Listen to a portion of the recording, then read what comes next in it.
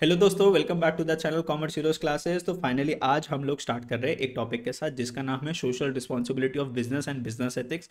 एक वीडियो के अंदर मैं ये पूरा का पूरा चैप्टर रिवाइज करवा दूंगा। आपको बुक खोलने की जरूरत नहीं है, सिर्फ मेरे साथ हो जो ध्यान से इस वीडियो को देख लेना, पूरी वीडियो को देख लेना। 40-45 मिनट्स के अंदर ये टॉपिक आपका लगभग फिनिश हो जाएगा। ठीक है, इन नोट्स को आप नीचे डिस्क्रिप्शन बॉक्स में एक लिंक है, वहां से आप इस नोट्स को डाउनलोड कर सकते हो और फिर क्या कर सकते हो, एंजॉय कर सकते हो। बेटा समझा मैं दूंगा, लेकिन लर्न आपको करना पड़ेगा। ठीक है, थोड़ा लर्निंग तो करना पड़ेगा। ये नहीं है कि सर हमने सिर्फ वीडियो देख ली और हमें समझ में आ गया, ऐसा नहीं है सर।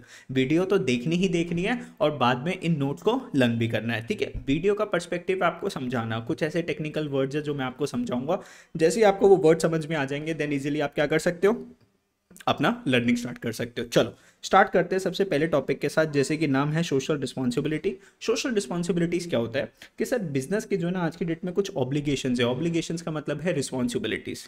कुछ ऐसे डिसीजंस लेने चाहिए, कुछ ऐसे एक्शंस करने चाहिए जो कि डिजायरेबल है in the objectives and the values of the society. तो सोसाइटी के हिसाब से आज की डेट में आपको एक्शंस लेने चाहिए जो कि सोसाइटी इसके लिए डिजायरेबल है, मतलब सोसाइटी के लिए अच्छे है। ठीक है, आपको सिर्फ ऐसा नहीं सोचना कि आप कुछ ऐसा काम कर रहे हो कि सिर्फ आपकी जेब में प्रॉफिट आया जा रहा है। नहीं, सोसाइटी को कुछ वैल्यू मिलनी चाहिए, सोसाइटी का कुछ भला होना चाहिए। This is known as social responsibility. तो what is social responsibility? Sir social responsibility is the obligation. What is social responsibility? Sir it is the obligation to take those decision. बच्चों इन नोट्स की सबसे बढ़िया बात पता है क्या है? जो रेड वाला पॉइंट है ना, सिर्फ अगर उसको भी लर्न कर लोगे ना तो भी आपका क्या हो जाएगा, लर्न हो जाएगा। तो obligation to take those decision, perform those actions जो कि डिजायरेबल है, मतलब सोसाइटी चाहती है कि ऐसा होना चाहिए। ऐसे ऑब्जेक्टिव्स बनाओ, वैल्यूज बनाओ सोसाइटी के लिए। ठीक है, यस पहली स्लाइड हो जाएगी। Next, what are the types of responsibilities? Responsibilities कितने तरीके की है बच्चों? एक होती है लीगल रिस्पॉन्सिबिलिटी, एक है इकोनॉमिक रिस्पॉन्सिबिलिटी, एक है आपकी एथिकल रिस्पॉन्सिबिलिटी। तो तीन हो गई। और चौथी रिस्पॉन्सिबिलिटी क्या है? Discretionary responsibilities. आ जाओ जल्दी से एक एक करके इन सारी रिस्पॉन्सिबिलिटीज को खत्म करते हैं। और मैंने साथ साथ ना फोटोज भी लगा दिया। फोटोज से क्या हो जाएगा, एकदम दिमाग में स्ट्राइक करेगा कि सर क्या लिखना था इसके अंदर, या फिर ये रिस्पॉन्सिबिलिटी क्या बताती थी। जैसे लीगल रिस्पॉन्सिबिलिटी के आगे मैंने लगा दिया। ठीक है, every business has the responsibility to operate within the laws of the land. भैया हर एक बिजनेस की ड्यूटी है, बिजनेसमैन की ड्यूटी है कि जिस भी स्टेट में, जिस भी कंट्री में वो काम कर रहे हो, उस कंट्री के लॉज को आपको क्या करना पड़ेगा, फॉलो करना पड़ेगा। You have to follow the law since these laws are meant for the good of the society. ये लॉज किस चीज़ के लिए बने हैं? सोसाइटी के भले के लिए। अ लॉ अबाइडिंग एंटरप्राइज, तो ऐसी जो कंपनी है जो कि लॉ को फॉलो कर रही है, ऐसी कुछ कंपनी जो कि लॉ को क्या कर रही है, फॉलो कर रही है, is a socially responsible enterprise. उसको हम एंटरप्राइज को क्या मानेंगे कि yes it is a socially responsible enterprise. बहुत सिंपल था सर, यस। चलो नेक्स्ट टॉपिक के साथ, इकोनॉमिक रिस्पॉन्सिबिलिटी क्या होती है? Business enterprise is basically an economic entity and therefore is a primary social responsibility is to produce goods and services that society wants and sells them at a profit। तो economic responsibility मतलब sir कुछ ऐसी activity करनी पड़ेगी जिससे business के पास profit भी तो आए, प्रॉफिट भी तो कमाना है। बेटा दो तरीके की एक्टिविटी होती है, एक नॉन इकोनॉमिक एक्टिविटी होती है, एक economic activity. Non economic activity क्या होती है? जैसे मम्मी ने हमारे लिए गर्मा गर्म खाना बना दिया और हमने खा लिया। ठीक है, तो वो हमारी कैसी एक्टिविटी है? नॉन इकोनॉमिक, क्योंकि मम्मी वो जो काम कर रहे हैं ना प्रॉफिट कमाने के लिए नहीं कर रहे। ठीक है, और इकोनॉमिक एक्टिविटी क्यों करी जाती है? प्रॉफिट्स कमाने के लिए। जैसे मान लो मैंने यूट्यूब पे वीडियो डाली, क्या मैंने पैसे के लिए डाली? नहीं sir, it is non economic activity. ठीक है, मेरे को पैसे नहीं कमाने इससे। ठीक है, क्या कमाना है सर आपको? आप लोगों का प्यार कमाना है। ठीक है, बात करते हैं इकोनॉमिक एक्टिविटी। बेसिकली मैं चाहता हूँ आप लोगों के अच्छे मार्क्स आए ना। ठीक है, इकोनॉमिक एक्टिविटी क्या है बच्चों? जो प्रॉफिट्स के लिए कर रहे हैं।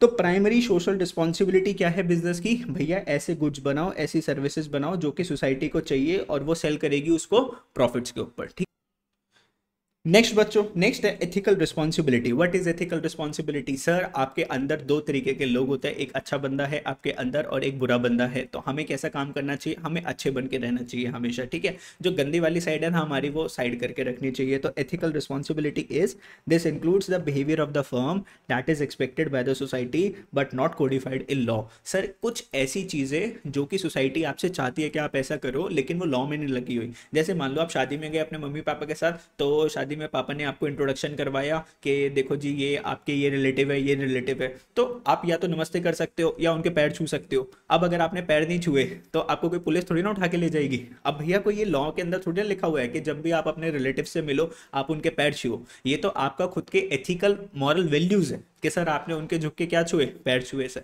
ठीक है, तो रिस्पेक्टिंग द रिलीजियस सेंटिमेंट्स, मान लो किसी के रिलीजन को क्या करना, रिस्पेक्ट करना, डिग्निटी ऑफ पीपल, लोगों की रिस्पेक्ट करना, ठीक है। While advertising for a product, तो आपने एक प्रोडक्ट की एडवर्टीजमेंट करी, आपने किसी रिलीजन को क्या करी, रिस्पेक्ट करी। अब भैया देखो ध्यान से, ये कोई लॉ में तो नहीं लिखा हुआ कि अगर आपको एडवर्टीजमेंट करनी है तो आपको उसके रिलीजन की रिस्पेक्ट करनी पड़ेगी। रिलीजन के अलावा भी तो ऐड बना सकते हो, जरूरी थोड़ी ना रिलीजन पे ऐड बनाना है। लेकिन सर फॉर्म का ऐसा बिहेवियर था कि हमें क्या करनी है, रिस्पेक्ट करनी है दूसरे के रिलीजन की, तो उन्होंने ऐसा काम करा। तो दिस इज एथिकल रिस्पॉन्सिबिलिटी, मतलब कुछ भी करो अच्छा करो, गलत नहीं करना, ठीक है। अच्छा कर लो, अच्छा करो, ठीक है। डिस्क्रिशनरी रिस्पॉन्सिबिलिटी, सर ये डिस्क्रिशनरी रिस्पॉन्सिबिलिटी क्या होता है? It refers to purely voluntarily obligation that an enterprise assume. Sir purely voluntarily मतलब अंदर से इच्छा आनी चाहिए कि मुझे कुछ करना है, अंदर से इच्छा आनी चाहिए। जैसे मान लो ये वीडियो, मेरी अंदर से इच्छा है कि मैं आप लोगों के लिए क्या बना दूं, एक वन शॉट वीडियो बना दूं ताकि आपका ये चैप्टर जल्दी से खत्म हो जाए। For example providing charitable contribution to educational institution, मान लो किसी एजुकेशनल इंस्टीट्यूशन को चैरिटी मिली, हे भगवान मुझे कब चैरिटी मिलेगी, है ना। मैं चाहता हूँ बिल गेट्स मुझे चैरिटी कर दे 100-200 करोड़ की, ताकि मैं और अच्छे से बच्चों को पढ़ा पाऊँ और अच्छे रिसोर्सेज के साथ। और helping the affected people during floods और अर्थक्वेक, तो आपने मान लो कि एक एरिया था वहाँ पे फ्लड आई, अर्थक्वेक आई, तो आपने क्या कर दिया, कुछ चैरिटी कर दी, कुछ पैसे ट्रांसफर कर दिए, ठीक है। ये क्या है, कोई सरकार आपको फोर्स कर रही है? नहीं, तेरे को पैसे भेजने पड़ेंगे, नहीं, अंदर से आवाज आई। सर कैसी आवाज आई? अंदर से आवाज आई कि मुझे इसकी हेल्प करनी है। This is discretionary responsibilities. तो 4 रिस्पॉन्सिबिलिटीज हो गई, legal responsibility, economic responsibility, ethical responsibility और डिस्क्रिशनरी रिस्पॉन्सिबिलिटीज, ठीक है। अपनी मर्जी से आप लोग क्या कर रहे हो, डोनेशन कर रहे हो कुछ ऐसे एरियाज के अंदर जहां पर क्या आ गई, फ्लड आ गई, अर्थक्वेक आ गई। ओके सर, अब सर हम एक टॉपिक स्टार्ट करेंगे, आर्ग्यूमेंट्स फॉर द रिस्पॉन्सिबिलिटी, कि सर बिजनेस की कुछ रिस्पॉन्सिबिलिटीज़ हैं उसके बारे में हमें बताना है। सबसे पहले justification for existence and growth. भैया बिजनेस क्यों एग्जिस्ट करते हैं? फॉर द सोसाइटी, ताकि सोसाइटी की क्या हो जाए सर, ग्रोथ हो जाए। क्योंकि बिजनेस मैन है जो कि क्या प्रोवाइड करता है, एम्प्लॉयमेंट अपॉर्चुनिटीज प्रोवाइड करके देता है, ठीक है। देखो मान लो मैंने एक बिजनेस ओपन करा, कोचिंग इंस्टीट्यूट मैंने खोला, अब मैं किसके लिए काम कर रहा हूँ बच्चों, क्या लगता है आपको? मैं अपने लिए काम कर रहा हूँ? नहीं, मैं आप लोगों के लिए काम कर रहा हूँ। आप लोगों की कुछ प्रॉब्लम्स थी, अकाउंट्स आपको सीखनी थी, इकोनॉमिक्स आपको सीखनी थी, बिजनेस स्टडी सीखनी थी, मैंने उस चीज़ को क्या बना दिया, आप लोगों के लिए सुपर इजी बना दिया। तो I am working for the benefit of the society, या फिर जो सोसाइटी डिमांड कर रही है उस डिमांड को मैं क्या कर रहा हूँ, सेटिस्फाई कर रहा हूँ। तो बिजनेसमैन अपने लिए कभी काम नहीं करता बच्चों, बिजनेसमैन हमेशा दूसरों के लिए काम करता है, ठीक है। बस फर्क क्या पड़ता है, कौन कैसा काम कर रहा है, जो ज़्यादा अच्छा काम करेगा उसका बिजनेस ऊपर जाएगा। Justification for existence and growth. Business exists for providing goods and services to satisfy human needs. तो human needs को satisfy करने के लिए business provide करते हैं क्या, goods and services. Profit motive is an important justification for undertaking business activity. Sir business activity कोई क्यों रन करता है, business क्यों रन करता है सर, प्रॉफिट कमाने के लिए। It should be looked upon as the outcome of service to the people. The profit motive is important justification. लेकिन सर इसको कैसे देखना चाहिए कि सर मैं अपना काम अच्छे से कर देता हूँ, प्रॉफिट्स के बारे में बाद में सोच लेंगे, प्रॉफिट तो आ ही जाएगा। भाई सीधी सी बात है, अभी अगर मैं सोचूं कि अगर मैं पढ़ाने बैठ रहा हूँ तो मुझे बच्चों से इतनी फीस लेनी है, पहले ये मत सोचो, पहले सोचो मुझे बच्चों से बहुत अच्छा पढ़ाना है, फीस तो ऑटोमेटिकली आ ही जाएगी ना। जैसे 3 इडियट्स में क्या बोला गया था कि बेटा पैसों के पीछे मत भाग, उसके पीछे भाग, एजुकेशन के पीछे भाग, सक्सेस तो झक मार के पीछे आ जाएगी ना, कुछ ऐसा डायलॉग था ना। तो आपको बेसिकली सक्सेस के पीछे नहीं भागना, आपको बेसिकली एजुकेशन के पीछे भागना है, सक्सेस आपके पास ऑटोमेटिकली आ जाएगी, ठीक है सर। ज्ञान मत दो, आगे बढ़ो। The growth of the business is possible only through continuous service to the society. तो ग्रोथ कैसे पॉसिबल है, जब आप कंटिन्यूसली सोसाइटी को कुछ अच्छा सर्विसेज देते रहोगे। तो this was the first point. Now this is second point कि सर बिजनेस को और क्या करना है, avoidance of government regulations. Government regulations मतलब अगर आप चाहते हो कि सरकार आपके बिजनेस में टांग ना अड़ाए, तो आपको सोसाइटी के लिए कभी कुछ गलत नहीं करना, सारे के सारे लॉस को आपको फॉलो करना है। अगर आपने लॉ को तोड़ा तो बेटा बीच में सरकार आ जाएगी और क्या अड़ा देगी, टांग अड़ा देगी, आपके बिजनेस के ऊपर कुछ रिस्ट्रिक्शंस लगा देगी, फिर आप फ्रीली बिजनेस नहीं कर पाओगे। तो from the business point of view government regulations are undesirable. Business के नज़रिए से देखूं तो बिजनेस के लिए गवर्नमेंट के जो रूल्स एंड रेगुलेशंस है वो उनको अच्छे नहीं लगते, बिकॉज वो उनकी फ्रीडम को क्या करते हैं, कम करते हैं।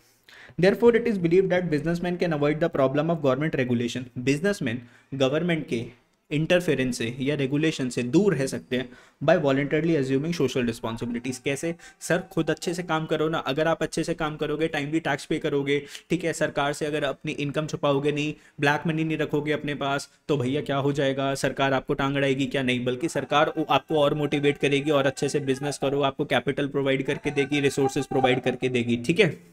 नेक्स्ट पॉइंट क्या बोल रहा है आपका, देखो availability of resources with business. तो बिजनेस के पास बच्चों कुछ रिसोर्सेज होते हैं, जैसे कि एक होता है फिजिकल रिसोर्स, एक होता है फाइनेंशियल रिसोर्सेज। एक फिजिकल रिसोर्स है, एक फाइनेंशियल रिसोर्स है, और बेटा एक होता है ह्यूमन रिसोर्स। फिजिकल रिसोर्सेज कौन हो जाते हैं, कंपनीज के पास जो लैपटॉप्स है, फर्नीचर्स है, ये सारे क्या हो गए फिजिकल रिसोर्सेज। फाइनेंस रिसोर्सेज क्या हो गया सर, मनी। ह्यूमन रिसोर्स क्या हो गया, employees.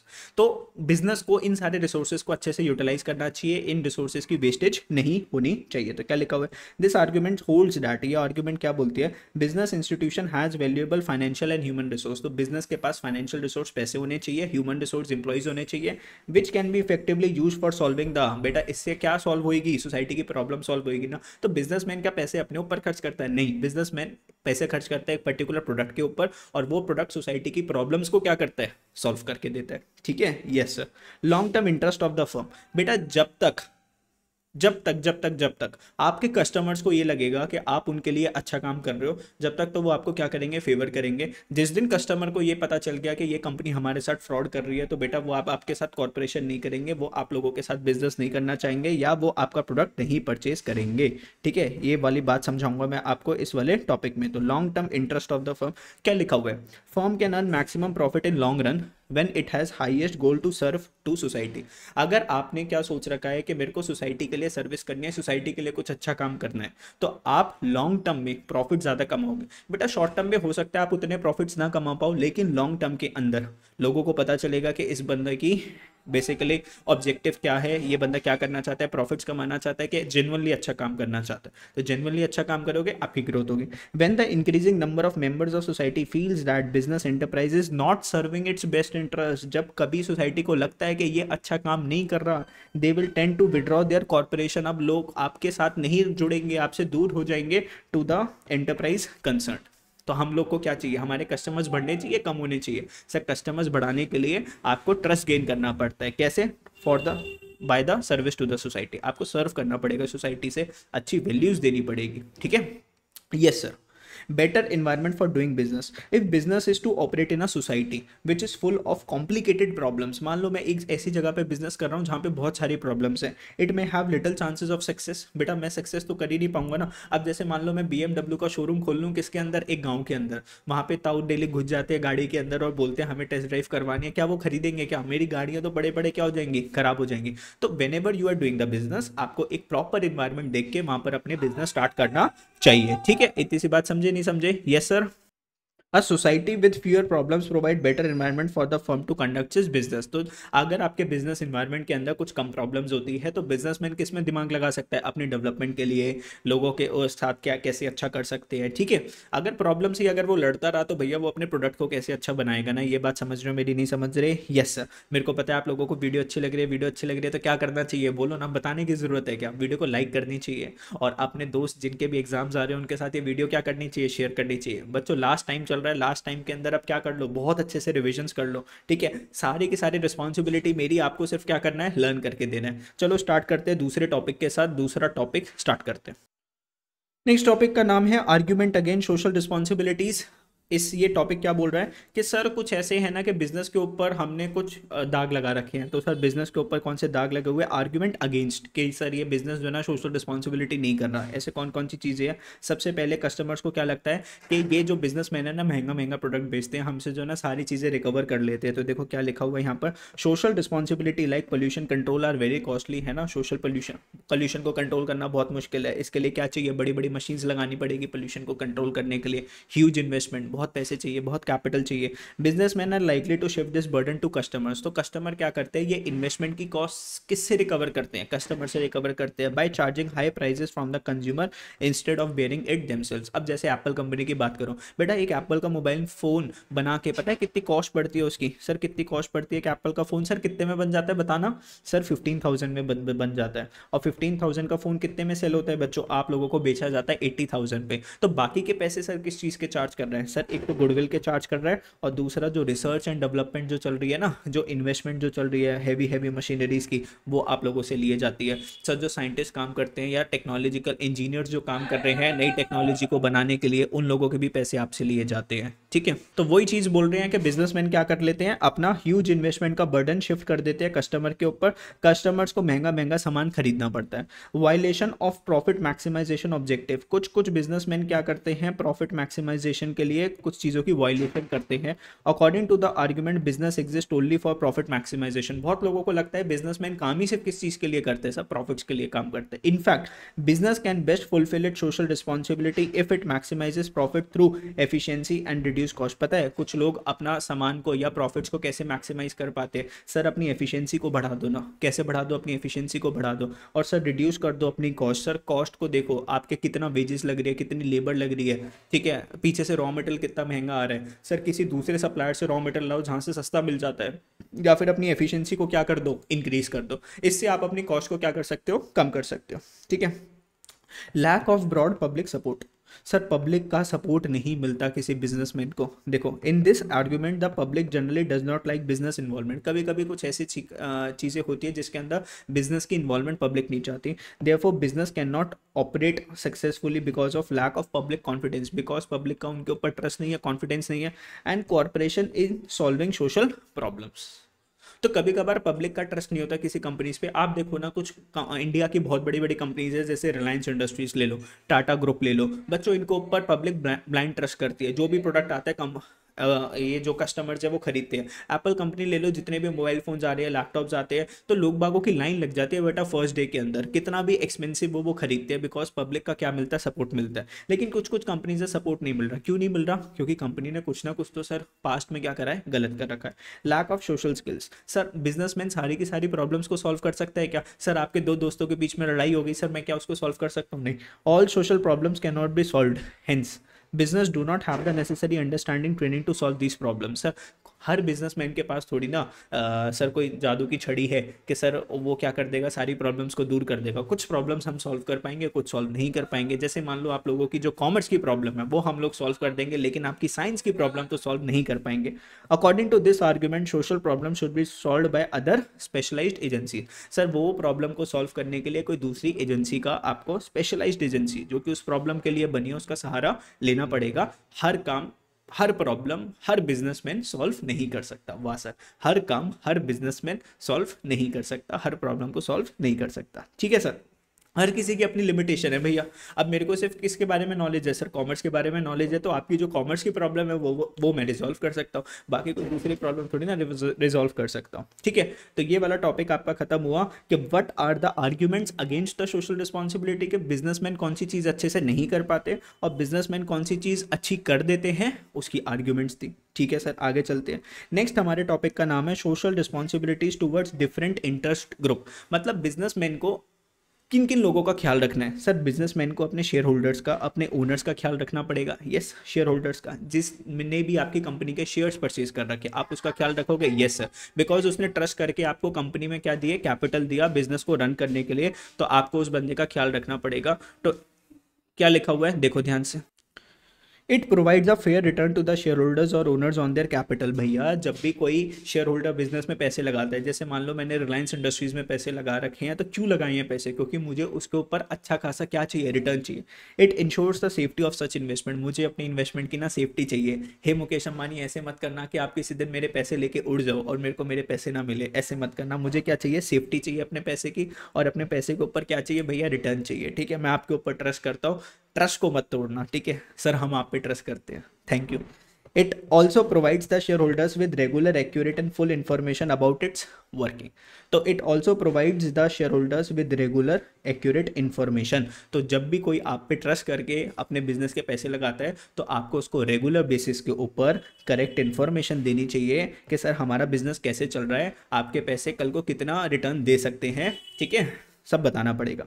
Responsibilities towards the worker, तो हर एक बिजनेसमैन का अपने वर्कर्स के लिए कुछ रिस्पॉन्सिबिलिटी होती है। Yes sir, it is responsible for providing opportunities to the workers for meaningful work. भैया अच्छी अच्छी अपॉर्चुनिटीज दो वर्कर्स को, ठीक है, उनको नई नई चीज़ें सिखाओ, उनकी ट्रेनिंग करवाओ, डेवलपमेंट करवाओ, सैलरी उनकी इंक्रीज करके दो। It should try to win the cooperation of the workers, sir workers का ट्रस्ट जीतो, ठीक है, वर्कर्स आपके साथ कोऑपरेट करें, ठीक है, जैसे मान लो मेरे बच्चे हैं, कभी मेरे को टाइम ऊपर नीचे करना पड़ता है तो वो क्या करते हैं, कोऑपरेट करते हैं, ठीक है, क्योंकि वो मेरे को अंडरस्टैंड करते हैं, बहुत अच्छे से समझते हैं मुझे। दे should be given fair wages, workers को क्या देनी चाहिए, फेयर वेजेस देनी चाहिए, फेयर डील देनी चाहिए from the management. They should be allowed to form unions, भैया वर्कर्स को फेयर वेजेस दो। फेयर वेजेस सर गोरे पैसे, अबे गोरे पैसे नहीं, फेयर वेजेस मतलब सबको इक्वल पैसे दो, ठीक है, ऐसा नहीं होना चाहिए कि मान लो वो काम कर रहा है 10,000 का, आप उसको पैसे दे रहे हो 8,000 रुपये, ठीक है, ऐसा नहीं होना चाहिए।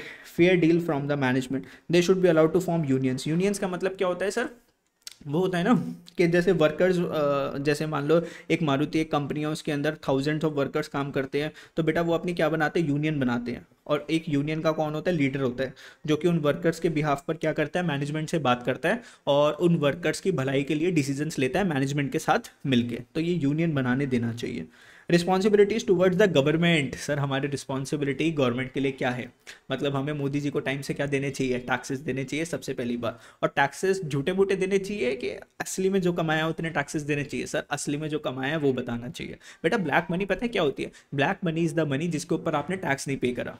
सर ब्लैक मनी कोई ऐसा थोड़ी ना मेरे को सर काला नोट मिल गया, वो ब्लैक मनी थोड़ी ना होता है। Black money is the money on which you have not paid the tax. जैसे मान लो मैं एग्जांपल लेता हूँ, मेरे पास फीस आई 20 लाख रुपीज़ की, और मैंने सिर्फ बताया आईटीआर के अंदर के मेरे पास कितने पैसे आए हैं, सिर्फ 5 लाख रुपीज़, और मैंने 5 लाख के ऊपर क्या पे करा, टैक्स पे करा।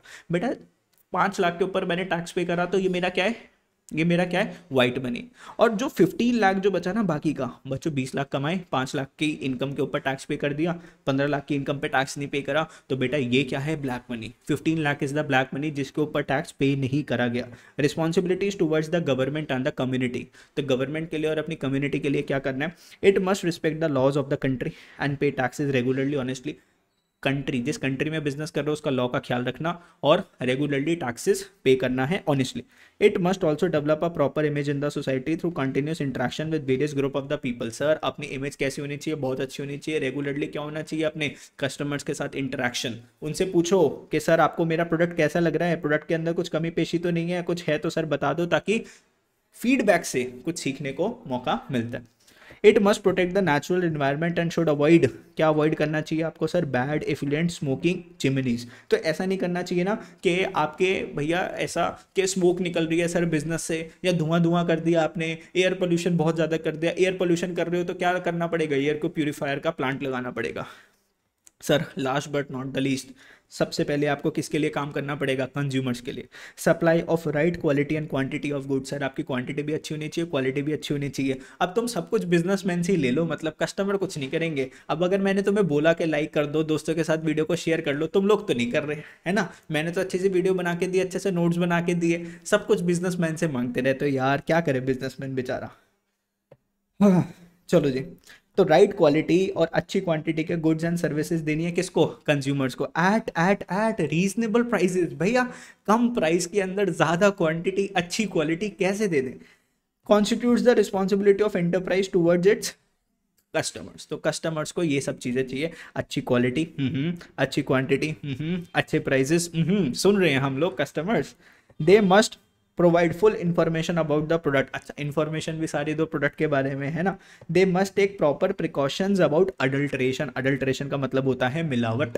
सर आपके बिजनेस में मिलावट नहीं होनी चाहिए, ठीक है, तो पुअर क्वालिटी का सामान नहीं होना चाहिए। Lack of desired service and so on, कुछ ऐसी सर्विस नहीं होनी चाहिए कि जो कि कस्टमर को अच्छी नहीं लग रही, ठीक है, and so on so on so on. तो मतलब सारी अच्छी अच्छी बातें किसके लिए बता रखी है, बिजनेसमैन के लिए, कस्टमर के बारे में किसी ने कोई बात नहीं कर रखी।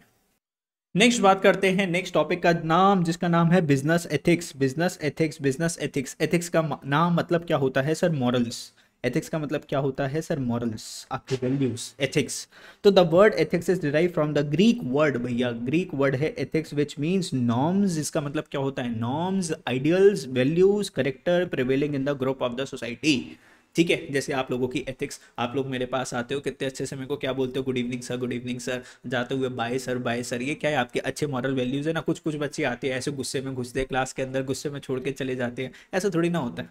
ठीक है, ethics is concern with what is right and what is wrong in the human behaviour. Ethics भैया क्या है, what is right what is wrong उसके बारे में बताते हैं इन द ह्यूमन बिहेवियर। मतलब अच्छी बात क्या है, गंदी बात क्या है ह्यूमन बिहेवियर में, judged on the basis of standard form of conduct as approve by the society. मतलब जैसे कि अगर मैं आपको बोलूं कि जैसे हमें हमारी जो सोसाइटी है ना वो बताती है कि कौन सी चीज़ आप लोगों के लिए अच्छी है, कौन सी चीज़ आप लोगों के लिए अच्छी नहीं है। जैसे अगर मैं बात करूँ कि एक बंदा है ना यार, वो बहुत अच्छा है, डेली शाम को वो बहुत सारा ना पीता है सर, ड्रिंकिंग करता है वो, तो अच्छी बात है गंदी बात है, आप लोग को बोलो, आप बताओ, नीचे बताओ मेरे को कमेंट बॉक्स करके, सर अच्छी बात है गंदी बात है। Sir it is bad habit. ये किसने बताया आपको, किसने बताया, बोलो, कहीं किसी बुक में पढ़ के देखा आपने? सर एथिक्स वैल्यूज है ना, सोसाइटी आपको बताती है। Business ethics can be defined as socially determined moral principles. तो business ethics can be defined as क्या है, सोशली डिटरमाइंड मॉरल प्रिंसिपल्स है आपके, which should govern the business activities. Sir ये अच्छी अच्छी बातों से आप लोग क्या कर सकते हो, अपनी बिजनेस एक्टिविटीज को रन कर सकते हो, बिजनेस को रन कर सकते हो। कभी आपने देखा है कि एक बंदा डर्टी बिजनेस कर रहा है और वो बंदा बहुत बड़ा हो गया? सर इंडिया के अंदर या वर्ल्ड के अंदर जो भी टॉप बिजनेसमैन है, उन्होंने सोसाइटी को सिर्फ सर्व करा है, कभी कोई गलत काम नहीं करा उन्होंने सोसाइटी के साथ। ठीक है, यस सर, इसको क्या बोलते हैं, बिजनेस एथिक्स। अब सर बात करते हैं एलिमेंट्स ऑफ बिजनेस एथिक्स, कौन कौन से एलिमेंट्स होते हैं। देखो बिजनेस एथिक्स के अंदर जल्दी से भैया लेटना नहीं है आपको, मेरे को पता है आप लोग लेटे लेटे वीडियो देख रहे हो। सबसे पहले आपको क्या करना है, एकदम एक्टिवली बैठ जाना है, जैसे मैं भी बैठा हुआ हूँ, रजिस्टर निकाल लेने, हेडिंग्स को कम से कम लिख लो, वीडियो को ध्यान से सुन लो, उसके बाद आपको लर्न करना पड़ेगा। ठीक है, यस बोल दो, यस यस सर। अरे थोड़ा एनर्जेटिक रहा करो, थोड़ा सा 1 to 1 क्या करा करो, बातचीत करा करो। नीचे कमेंट बॉक्स क्यों दे रखा है यूट्यूब वाले ने, भैया कमेंट करने के लिए, तो कमेंट करना चाहिए। नेक्स्ट टॉपिक का नाम है एलिमेंट्स ऑफ बिजनेस एथिक्स। तो सर बिजनेस एथिक्स में ऐसा क्या होना चाहिए जिसके वजह से सर बिजनेस के बारे में पता चले कि यस सर ये बिजनेस एथिकली अच्छे काम कर रहा है। तो ऐसी कौन कौन सी चीज़ें होनी चाहिए बिजनेस के अंदर जिससे उसके एथिक्स के बारे में या मॉरल्स के बारे में पता चले। तो सर सबसे पहली चीज़ क्या है, स्टैब्लिशमेंट ऑफ कंप्लाइंस मैकेनिज्म। जैसे मान लो आप लोग कभी मैकडॉनल्ड्स में बर्गर खाने तो गए होगे, यस वेरी ऑब्वियस सर। अगर आपको बर्गर अच्छा लगता है तो पहले वो गेट पे क्या लगा के रखते थे, बेल लगा के रखते थे कि अगर आपको हमारा बर्गर अच्छा लगा, आपको हमारी सर्विस अच्छी लगी, तो जाते जाते बेल बजा देना, घंटी बजा देना। तो कोई घंटी बजा के निकलता है तो उसे पता चलता है कि यस सर इन लोगों को मेरा क्या लगा, खाना अच्छा लगा। तो या फिर आप जैसे मान लो किसी रेस्टोरेंट के अंदर जाते हो तो वो आपको नमस्ते नमस्ते करके ग्रीटिंग्स करते हैं, आपको अच्छे से ग्रीटिंग्स करते हैं ना, उनकी मॉरल वैल्यूज़ के बारे में पता चलता है। तो सर आपको ऐसे रूल्स एंड रेगुलेशन सेटअप करने हैं, ऐसा टेक्नोलॉजी सेटअप करनी है कि सर ऑटोमेटिकली सारा का सारा काम कैसे हो, सिस्टमेटिकली हो और कस्टमर के साथ कोई भी चीज़ गलत ना हो। जैसे मान लो अगर मैं ऑनलाइन अपने नोट्स को सेल कर रहा हूँ, तो अगर किसी बच्चे ने मेरे को पैसे भेजे तो ऑटोमेटिकली उसके पास पैसे पहुंच जाए कि येस आपके पैसे आ चुके हैं, और विद इन जितने टाइम में मैंने कमिटमेंट कर रखी है कि 2 घंटे के अंदर आपके पास लिंक पहुंच जाएगा नोट्स का, तो उसके पास नोट्स पहुंच जाने चाहिए। तो ऐसा आपका मैकेनिज्म होना चाहिए, कहीं पे बीच में एरर्स नहीं होने चाहिए सर। बिजनेस तो बिजनेस कैसे रन करना चाहिए आपको, ऑटोमेटिकली या नॉन ऑटोमेटिकली में आप ये देखोगे कि कस्टमर्स का नुकसान नहीं होना चाहिए। तो in order to ensure that actual decisions and actions comply with the ethical standards, तो कंपनी के स्टैंडर्ड्स के हिसाब से आप डेली डिसीजंस ले रहे हो, डेली एक्शंस कर रहे हो, suitable mechanism should be establish. तो ऐसी टेक्नोलॉजी स्टैब्लिश करो। जैसे मान लो आपका अमेजोन की बात करते हैं बच्चों, अमेजोन ने अगर आपको बोल दिया कि आपका प्रोडक्ट 2 दिन में आ जाएगा, 4 दिसंबर को आ जाएगा, तो 4 दिसंबर को वो आ ही जाएगा। बहुत rare of the rare chance है, बहुत rare of the rare chance है कि वो 4 दिसंबर के बाद डिले हो जाए, या तो वो सामान एक दिन पहले आ जाएगा, वरना 4 दिसंबर को तो आपको मिल ही जाएगा। वो सब कुछ आपको बता के चलते हैं कि आपका प्रोडक्ट जो है ना प्रोसेसिंग में आ चुका है या वो प्लेस से निकल चुका है, हर चीज़ बता के चलते हैं आपको। तो वहाँ पर क्या हो रहा है सर, कंप्लाइंस मैकेनिज्म इतने अच्छे से बता रखे हैं कि कंपनी अपने एथिकल स्टैंडर्ड से दूर ही नहीं जाती। Involving employees at all level, sir employees को अपने साथ लेकर चलो। ठीक है, एम्प्लॉय सिर्फ उस चीज़ के लिए नहीं है कि उनके ऊपर आप हुक्म चला रहे हो, ऐसा कर ले वैसा कर ले, नहीं, उनके साथ बैठ के क्या बनाओ, डिसीजंस लो। It is the employees at different levels who implement the ethics policy. तो top level employees, middle level ले लो, सुपरवाइजरी लेवल ले लो, हर जगह कौन काम कर रहे हैं, आपके एम्प्लॉयज़ काम कर रहे हैं। सर ये जो एम्प्लॉयज़ ही हैं जो आपकी कंपनी को रन कर रहे हैं, सर अगर इनकी वैल्यूज़ अच्छी होगी, इनके मॉरल्स अच्छे होंगे, तो ये ऑटोमेटिकली अच्छा काम करेंगे। भाई मान लो अगर आपका एक एम्प्लॉय है वो आपसे बहुत ज़्यादा नफरत करता है ना, तो जो भी कस्टमर आएगा ना, तो वो कस्टमर को क्या बोलेगा, जा यार यहाँ से इसका प्रोडक्ट मत ले, इसका प्रोडक्ट अच्छा नहीं है। तो एक अगर आपका एम्प्लॉय आपके अगेंस्ट बोल रहा है ना, वो बहुत हार्मफुल है आपके लिए। To make ethical business a reality, तो आपके जो एम्प्लॉयज़ है ना वही क्या करते हैं, अच्छे से काम करते हैं, ठीक है। Employees are considered as asset of the business. Employees कौन है हमारे बिजनेस के, एथिक्स। आपके एम्प्लॉयज़ अगर अच्छे हैं ना तो ऑटोमेटिकली आपके बिजनेस के सारे फंक्शंस अच्छे होंगे और आप अपने कॉम्पिटिटर से आगे निकल जाओगे। Therefore their involvement in ethical programme becomes a must. तो एथिकल प्रोग्राम्स जितने भी हो रहे हैं बिजनेस के अंदर, या मैनेजमेंट, टॉप मैनेजमेंट जितने भी डिसीजंस लेती है, एम्प्लॉयज़ को बिठाओ, उनके बारे में थोड़ा सा सोचो, उनकी जो प्रॉब्लम्स है उसको सुनो और उस हिसाब से आप लोगों को क्या लेने हैं, अपने डिसीजंस लेने हैं। आपको रेगुलरली अपने रिजल्ट्स को क्या करना पड़ेगा, मेजर करना पड़ेगा। Although it is difficult to accurately measure the end result of ethics program. मतलब आपको देखना पड़ेगा सर हम ये जो एथिकली जो चल रहा है उससे हमारी कंपनी में क्या इम्पैक्ट पड़ रहा है। Forms can certainly audit to monitor compliance with ethical standard. Forms क्या कर सकती है, ऑडिट। ऑडिट का मतलब क्या होता है, चेकिंग। हमने क्या सोचा था क्या होना चाहिए कंपनी में वर्सेस क्या हो गया, क्या होना चाहिए था क्या हो गया, इन दोनों के बीच में जो डिफरेंस है, मान लो जो हम चाहते थे वैसा नहीं हुआ, क्यों नहीं हुआ, उसका रीज़न आपको पता होना चाहिए, ताकि हम उस रीज़न के ऊपर काम करें और ये जो डिफरेंस जो आया इसको हम खत्म कर सकें, ठीक है। मतलब अगली बार हमने सोचा था कि कोई भी कस्टमर हमसे नाराज ना हो, लेकिन कोई कस्टमर नाराज हो गया, तो you should know what is the reason कि सर वो हमसे नाराज था, तो अगली बार से वो गलती नहीं होनी चाहिए। Yes. Top management commitment. Top management commitment sir, अगर आपका कंपनी का रन करने वाला बंदा है उसके अंदर ही एथिकल स्टैंडर्ड्स नहीं है, वो ही एक बेकार इंसान है, वो सिर्फ प्रॉफिट कमाना चाहता है, कस्टमर्स के भले के बारे में नहीं सोचता, सर वो ऑर्गेनाइजेशन कभी ग्रो ही नहीं कर सकती। तो सबसे पहले तो कमिटमेंट किसको लेनी पड़ेगी, टॉप मैनेजमेंट को। जैसे मैंने आप लोगों की क्या ले रखी है, कमिटमेंट ले रखी है ना कि मैं आपको अच्छे नंबर दिलवा के छोड़ूंगा। तो top management has a crucial role in guiding the entire organization. तो सारे बच्चों की गाइडेंस करने की जिम्मेदारी किसकी, मेरी। To achieve the results the higher level managers need to openly and strongly commit to the ethical conduct. तो भैया कोई फॉलो करे ना करे, मुझे तो फॉलो करना पड़ेगा सारे के सारे एथिक्स, सारे के सारे मॉरल्स मेरे को स्ट्रांगली फॉलो करने पड़ेंगे। To achieve the higher level managers, to achieve results को अचीव करने के लिए हायर लेवल मैनेजर्स को need to openly and strongly be committed, मुझे कमिटेड होना पड़ेगा किस चीज़ के लिए, एथिकल कंडक्ट के लिए, कि मैं सारे काम अच्छे से करूं। बच्चों मैं आप लोगों की क्लासेस कैंसिल करता जा रहा हूं, या मैं आप लोगों की क्लासेस नहीं लेता पूरे साल, या मैं आप लोगों के टेस्ट नहीं लेता, तो आप क्या करते सर, धीरे धीरे पढ़ाई से आपका ध्यान हट जाता। They must work as the role model for the entire organization. Top management ऐसा होना चाहिए जिसको देख के लोगों को लगे यार इस बंदे जैसा बनना है, यार इसके अंदर कुछ ना कुछ तो बात है। Publication of a code. Code का मतलब क्या होता है सर, लिस्ट बना देना रूल्स एंड रेगुलेशंस की, ये चीज़ें आपको क्या करनी है, फॉलो करनी है। जैसे मान लो एक बिजनेस ऑर्गेनाइजेशन का कोड है, जैसे स्कूल में कोई टीचर है तो उनको डेली साड़ी पहन के जाना है, या अगर आप कंपनी में ज्वाइन कर रखा है तो आपको डेली टाई लगानी है, या स्कूल के अंदर आपकी स्कूल की ड्रेस जो है वो क्या होता है, कोड होता है। सर आईडी कार्ड गले में टांगना है, वो भी क्या है, आपका कोड है, ठीक है। तो enterprise with effective ethical programs do define the principles of code of conduct for the whole organization. तो कुछ ऐसी ऑर्गेनाइजेशंस जो एथिक्स के ऊपर काम कर रही है, उन्होंने क्या बनाया होता है, कंपनी का कोड बनाया होता है in the form of written documents which is refer to as the code. उन्होंने क्या बनाया हुआ है, कोड बनाया हुआ है कि सर सारे के सारे ऑर्गेनाइजेशन इसको फॉलो करेंगे। जब भी आप आओगे तो आपको अपना थंब क्या करना पड़ेगा, स्कैन करना पड़ेगा, आपकी अटेंडेंस लगेगी।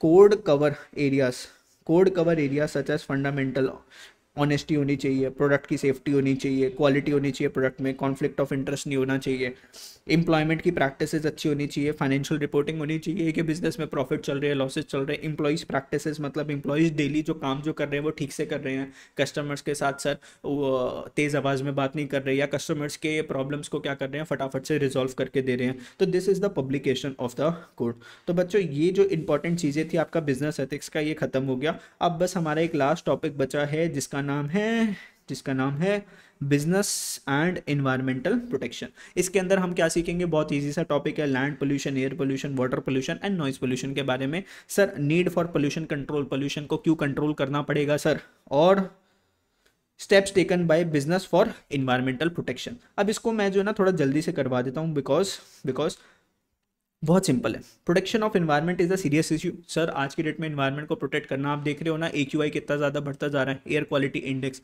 सर देखा जाए तो हम डेली की कम से कम 16 सिगरेट्स अगर हम दिल्ली में रहते हैं ना, तो दिल्ली में अगर आप कुछ भी नहीं कर रहे ना, तो स्कूल जा रहे हो, आ रहे हो, बाहर घूम रहे हो, आप 16 सिगरेट्स क्या कर रहे हो, डेली की कंज्यूम कर रहे हो, इतना ज़्यादा पोल्यूशन है।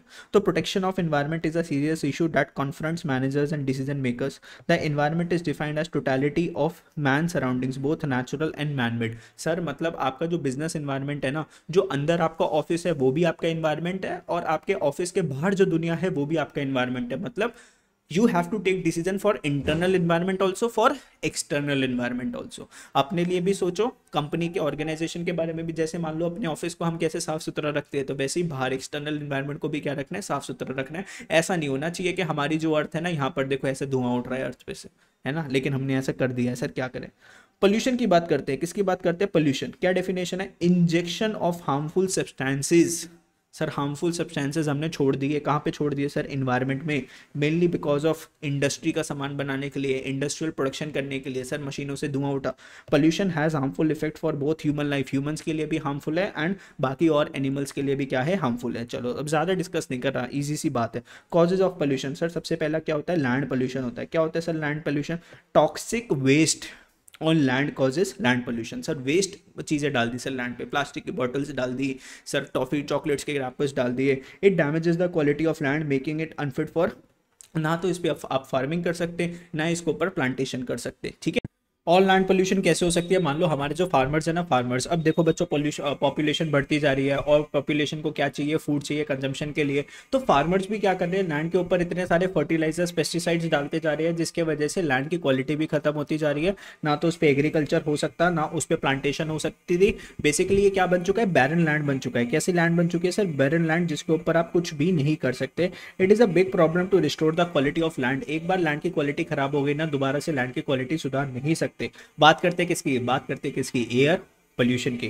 तो it is a result of combination of factors which lowers the air quality. मतलब कुछ ऐसे फैक्टर्स है, सिर्फ एक चीज नहीं है जो एयर क्वालिटी को खराब करता है, बहुत सारे फैक्टर्स है जो एयर क्वालिटी को क्या करते हैं, खराब करते हैं। आपकी व्हीकल्स ले लो, इंडस्ट्रीज ले लो, खराब करती है एयर पोल्यूशन को। अननेसेसरी जो फार्मर्स जो वेस्ट जलाते हैं, जिसको हम पराली बोलते हैं, है ना, जिसके वजह से स्मॉग आती है दिल्ली के अंदर, ये सारा क्या है, रीजन है एयर पोल्यूशन का। It is mainly due to the harmful gases like carbon monoxide की वजह से होता है। एमिटेड बाय द, कौन निकाल रहा है सर, हमारी व्हीकल्स, टू व्हीलर्स ले लो, कार्स ले लो। Smoke released by manufacturing plants pollute the air. This has created a hole in the ozone layer leading to the dangerous warming of the earth. तो बच्चों ozone layer के अंदर क्या हो गया, छेद हो गया। ओजोन लेयर में छेद हो गया तो सोलर सिस्टम से हार्मफुल गैसेस क्या आ रही है सर, एंटर कर रही है अर्थ के एटमॉस्फेयर के अंदर, जिसके वजह से various kind of skin problems भी हमें देखने को मिलती है। स्किन कैंसर देखने को मिलता है due to the air pollution. बात करते हैं वाटर पोल्यूशन की। वाटर पोल्यूशन तो आप लोगों को पता है, dumping of waste and chemicals of industries into the river, streams, lakes causes water pollution. It leads to the death of several animals and pose the serious threat to the human life. तो देखो जो हमारी जो fish वगैरह है ना, आपने सी को क्या कर दिया, ओशन को क्या कर दिया आपने, खराब कर दिया, जिसके वजह से जो एनिमल्स हैं जो कि उस वाटर के अंदर रहते हैं, उस ओशन के अंदर रहते हैं, उनकी भी क्या होने लग जाती है, डेथ होने लग जाती है, ठीक है। नॉइस पोल्यूशन की बात करते हैं, आप लोगों को पता है नॉइस पोल्यूशन, बहुत लोग तो खुद नॉइस पोल्यूशन, तेज तेज गाने सुनना sir. Noise caused by running of factories, vehicles is not annoying, but it is also causing a serious health hazard. Noise pollution can be responsible for many diseases like, noise से क्या हो सकता है, loss of hearing, sir सुनना बंद हो जाएगा, ठीक है। माल फंक्शनिंग हो सकता है ऑफ द हार्ट, हार्ट खत्म हो सकता है।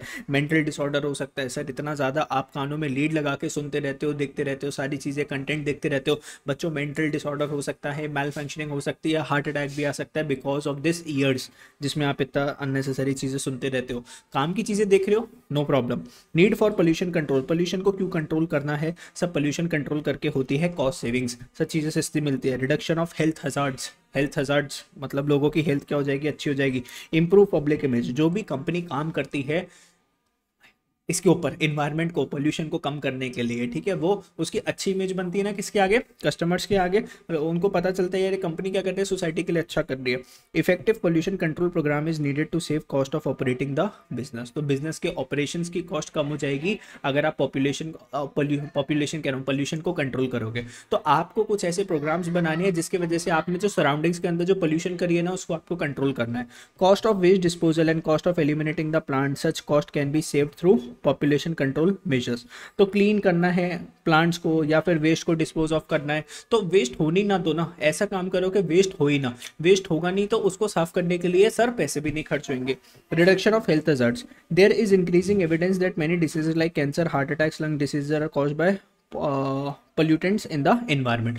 तो एनवायरनमेंट की वजह से सर लंग कैंसर हो रहा है आज की डेट में बहुत ज़्यादा, एयर पोल्यूशन की वजह से।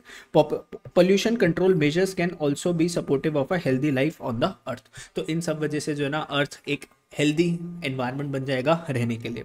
Improve public image.